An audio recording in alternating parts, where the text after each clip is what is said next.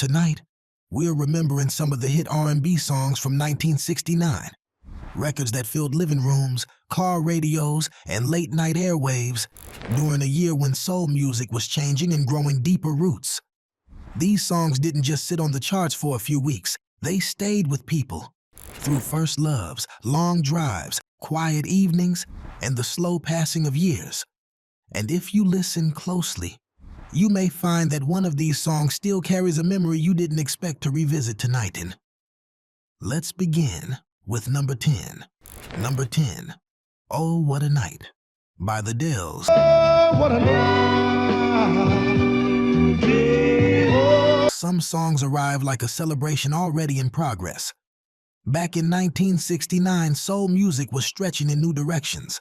Motown polish, Chicago harmony groups, and deeper emotional storytelling were all sharing space on the same airwaves. And the Dells, who had already spent more than a decade perfecting their sound, understood exactly how to bring all of that together.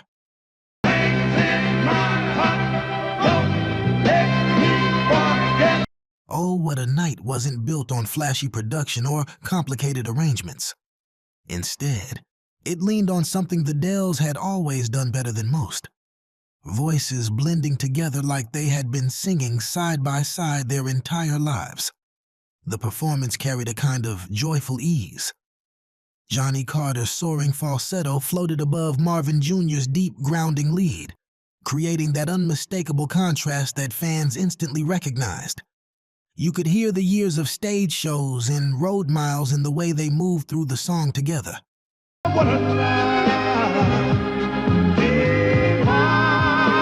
But what made the record linger wasn't just the singing. It was the feeling of remembering a moment that felt bigger than the night itself. One of those evenings when everything seemed possible, when laughter and music blurred together. For a lot of people, this was the kind of song that played at dances, family gatherings, or on a radio that stayed on a little longer than planned.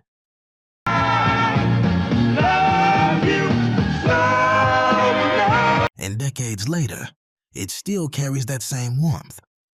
Sometimes a song doesn't just describe a memory. Sometimes it quietly becomes one. If that first song felt like the glow of a joyful memory, the next one carries something a little deeper. The sound of pride, resilience, and a voice that refused to be ignored. Number 9, Say It Loud, I'm Black and I'm Proud, by James Brown. Say it loud. By the summer of 1969, the country was restless. Cities were changing. Conversations about identity were louder, and music, especially R&B, was becoming a place where those emotions could finally be spoken out loud. When this record arrived, it didn't ease its way onto the radio. It stepped forward with purpose. One more time. Say it loud. The rhythm was tight, built on sharp horn stabs and that unmistakable groove James Brown had been shaping throughout the decade. His voice wasn't polished or delicate. It was direct, urgent, like a man speaking to a crowd that had been waiting to hear those words. One detail that made the recording unforgettable was the children's chorus answering his call.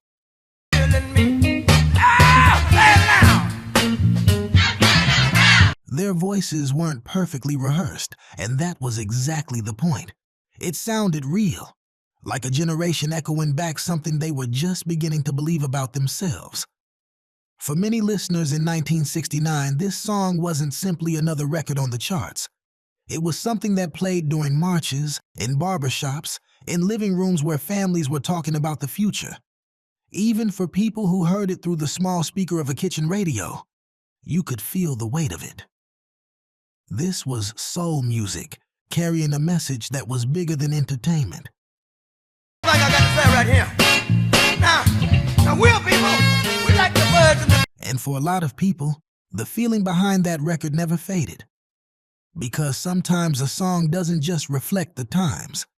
Sometimes it helps change them. If that last record carried a sense of pride and determination, the next one moves in a quieter direction.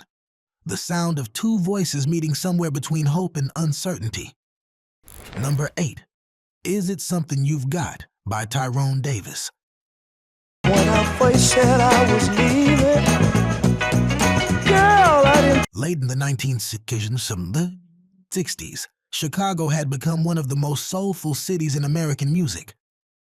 Small studios, neighborhood labels, and singers with voices full of lived experience were shaping a sound that felt both polished and deeply personal.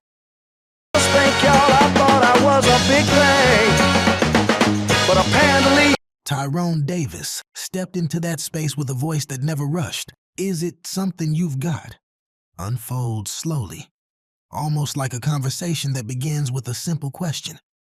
The groove is steady but gentle, built around a bass line that moves like a slow walk down a familiar street. Nothing feels hurried here. What made Davis stand out was the way he could let a line linger just a moment longer than expected. His delivery carried a softness, almost like he was thinking through the feeling while singing it. your sweet loving, baby, is all. One small detail from the recording always stands out: the way the backing vocals answer him quietly, almost reassuringly, as if they're part of the same emotional moment. It gives the song the feeling of a private thought that somehow made its way onto the radio. For many listeners, this was the kind of song that came on late in the evening, maybe while driving home with the windows cracked open, or while sitting in a quiet room where the day was finally slowing down. It's the sound of someone trying to understand what makes love stay and what makes it slip away. And even now, it carries that same thoughtful pause.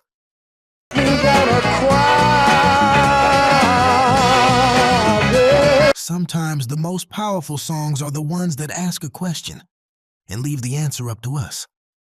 If that last song felt like a quiet conversation, the next one arrived with a very different kind of energy, a voice that sounded like it had already lived through a few hard lessons. Number 7, The Chokin' Kind by Joe Simon.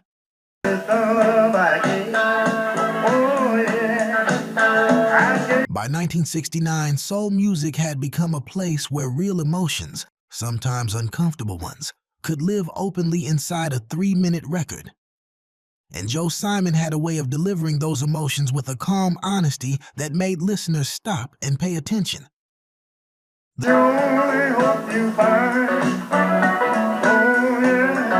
Chokin' Kind isn't loud or dramatic. Instead, it unfolds slowly, almost patiently. The rhythm section stays restrained, letting the story carry the weight. Simon's voice moves through the lyrics with a careful balance of strength and regret. One small detail that made the recording stand out was the way he leaned gently into certain lines, almost as if he were speaking directly to one person across the room.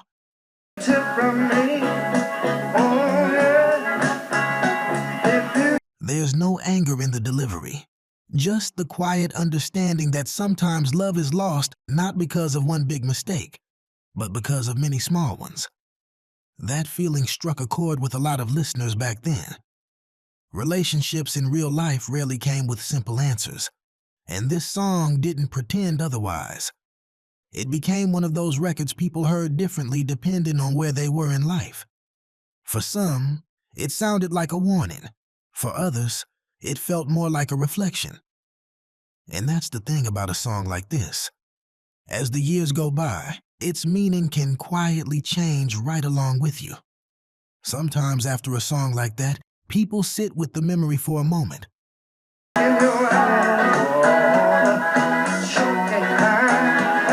And if you're still here listening, you're probably someone who understands what these records meant when they first came out. Subscribing helps keep these memories and the stories behind them alive here.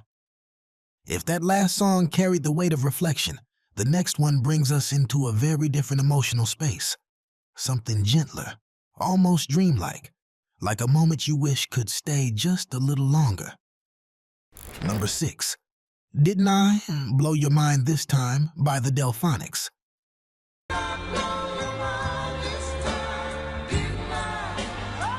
By the end of the 1960s, Philadelphia was quietly shaping a sound that felt smoother and more romantic than almost anything else on the radio.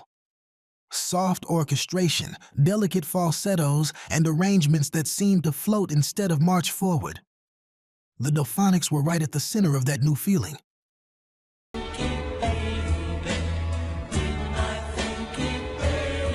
Didn't I Blow Your Mind This Time opens with a calm, almost fragile atmosphere. The strings drift gently in the background, and then William Hart's falsetto arrives, soft, aching, and unmistakable. What made the record so memorable was how vulnerable the vocal felt. Hart didn't push the lines or try to overpower the emotion. Instead, he let the sadness sit right on the surface.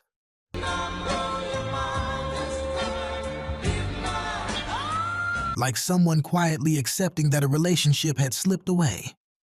One small detail from the recording still lingers, the way the arrangement leaves space between phrases. Those little pauses give the song room to breathe, as if the singer himself is trying to gather his thoughts before the next line. For many people listening back in 1969, this wasn't the kind of song that filled a crowded dance floor. It was the kind that played during the slow dances,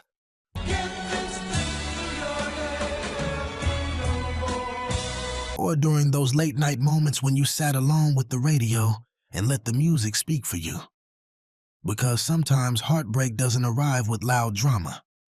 Sometimes it arrives softly, in a voice that sounds like it already knows the ending. If that last record sounded like quiet heartbreak, the next one carries a very different kind of energy. The sound of confidence, rhythm, and a voice that knew exactly how to command a room. Number 5, It's Your Thing by the Isley Brothers.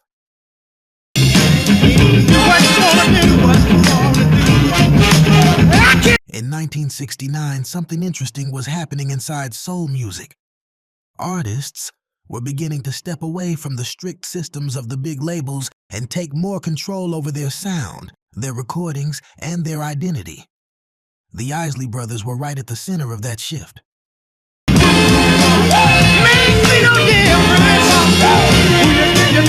It's Your Thing arrived with a groove that felt completely free.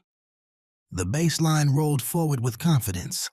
The horns punched through the rhythm, and Ronald Isley's voice carried a playful kind of authority. What made the performance so memorable was the looseness in the recording. It didn't sound overly polished. Instead, it felt like a band that had locked into a groove and simply let the moment unfold. Ronald Isley's vocal had a kind of smiling swagger to it.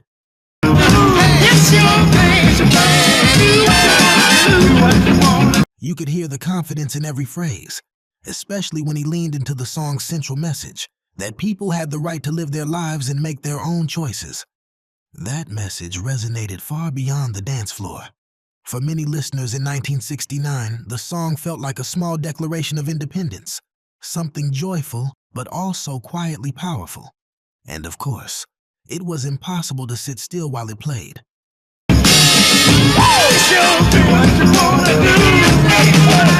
Radios turned up a little louder. Feet started tapping without thinking about it, because sometimes the right song arrives at the exact moment people are ready to feel a little freer. And decades later, that groove still carries the same spirit.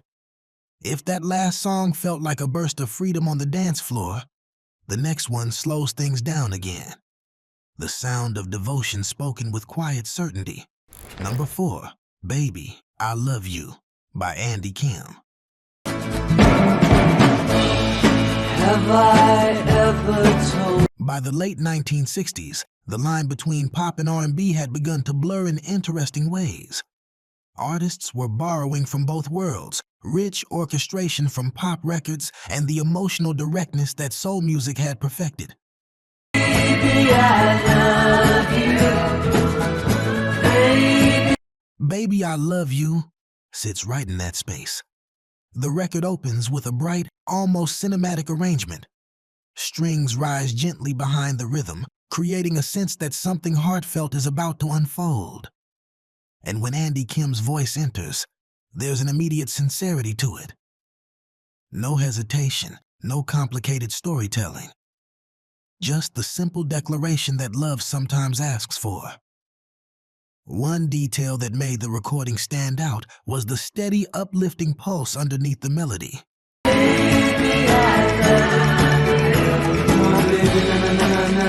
It keeps the song moving forward, giving it the feeling of someone gathering the courage to say something important.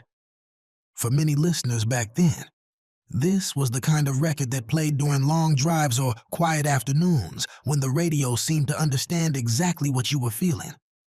It's the sound of someone putting their heart out there without disguise. And that kind of honesty never really goes out of style.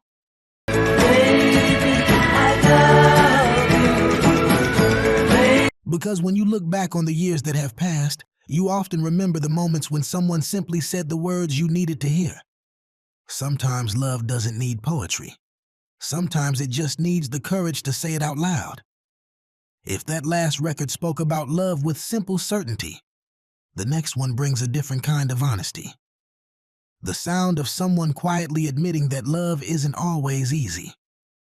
Number 3, I Can't Get Next to You by The Temptations. The ship sailed on dry land, but my life is incomplete. By 1969, The Temptations were already legends in the world of soul music.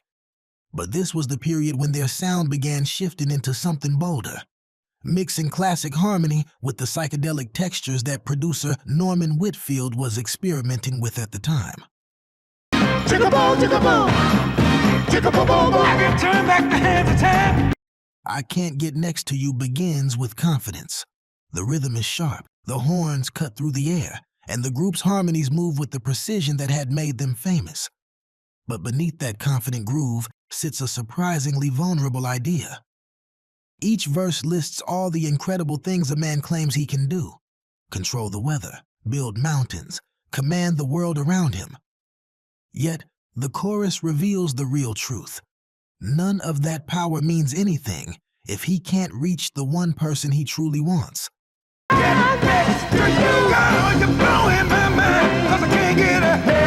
One of the most memorable elements of the recording is the way the vocal lines rotate between members of the group. Each voice carries its own personality, creating the sense of a conversation unfolding inside the song. For many listeners back then, this was a record that worked everywhere, on car radios, dance floors, and late-night shows. It had the groove people wanted, but also the emotional twist that made it linger after the music faded.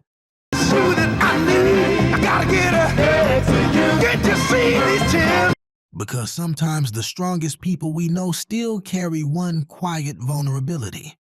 And a song like this reminds us that love has a way of humbling everyone. If that last song carried a hint of vulnerability beneath its groove, the next one feels much more grounded. The sound of steady love, the kind that stays when everything else changes. Number 2, Too Busy Thinking About My Baby by Marvin Gaye. You know I'm too busy thinking about my baby. In 1969, Marvin Gaye was in the middle of an extraordinary run of recordings that blended smooth sophistication with heartfelt storytelling. His voice had a natural warmth to it, something that made even the simplest lyrics feel personal. Too Busy Thinking About My Baby Think about money or what it can buy. arrived with a rhythm that felt relaxed but purposeful. The bass line rolls forward like an easy Sunday drive, while the horns and backing vocals give the record that unmistakable Motown brightness.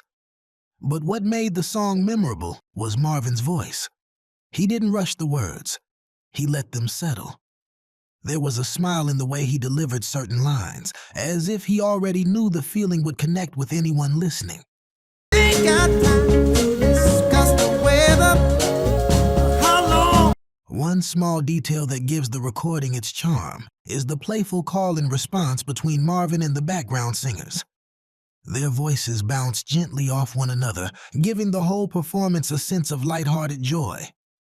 For many people in 1969, this was the kind of song that filled the room with a good mood almost instantly. It didn't demand attention. It simply made everything feel a little better. And that's part of Marvin Gaye's lasting gift. His music had a way of reminding people that even during complicated times, love could still be simple.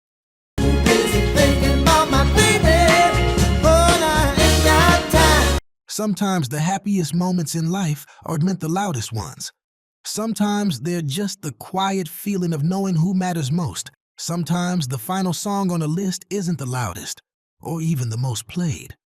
Sometimes it's the one that quietly followed people through more years than anyone expected. Number 1, My Whole World Ended the Moment You Left Me, by David Ruffin. My whole world is incomplete, 'cause, honey, When David Ruffin stepped out on his own in 1969, listeners already knew that voice. It had been one of the emotional anchors of the Temptations, raw, powerful, and impossible to ignore. But this record showed another side of him. all that you said, baby, but you just My Whole World Ended begins with a slow, almost aching introduction. The strings move gently behind the rhythm, and Ruffin's voice enters with the kind of gravity that only comes from someone who truly understands heartbreak. There's a weight in the way he delivers each line. Not exaggerated, not theatrical, just deeply felt. One detail that gives the recording its emotional power is Ruffin's phrasing. say, did you mean it, baby? Of the house with the light. He lets certain words stretch slightly longer than expected, almost as if the memory behind them is difficult to let go of. For listeners in 1969, this was the kind of song that seemed to understand something personal. It wasn't just about losing a relationship. It was about the quiet moment when someone realizes how much of their life had been tied to another person. And Ruffin sang it like a man standing right in the middle of that realization.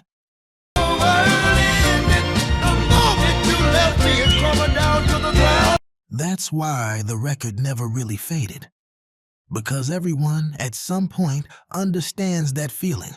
The moment when the room feels a little emptier, and the music is the only thing that seems to understand why.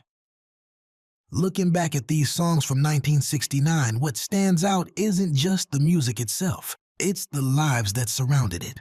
These records played while people were growing up, falling in love, raising families, and figuring out who they were becoming. The radios that carried these voices may be quieter now, but the memories they created are still very much alive. And if you found yourself remembering even one moment while listening tonight, then these songs are still doing exactly what they were meant to do. Thank you for spending a little time here, remembering with us. If you'd like to keep these musical memories going, there's another story waiting on the screen. Did you grow up in the 1960s? These 10 R&B songs will make you homesick for the 60s. Another set of songs that meant something to the people who lived through them. Whenever you're ready, that memory is waiting.